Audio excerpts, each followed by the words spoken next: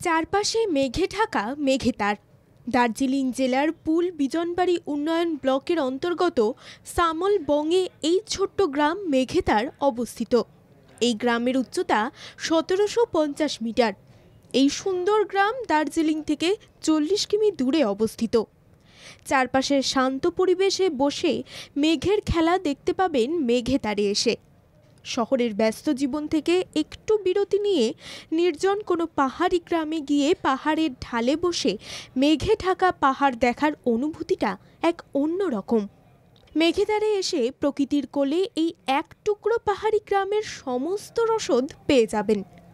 দূরের পাহাড়ের গায়ে কোথাও লক্ষ্য করবেন ধান ক্ষেত, আবার কোথাও সবুজ ভেলভেটের ন্যায় চা বাগান। পাহাড়ের শীতল হাওয়ায় দোল খেতে দেখবেন তাদের। গ্রামের মধ্যে খুব একটা বাড়িঘর নেই।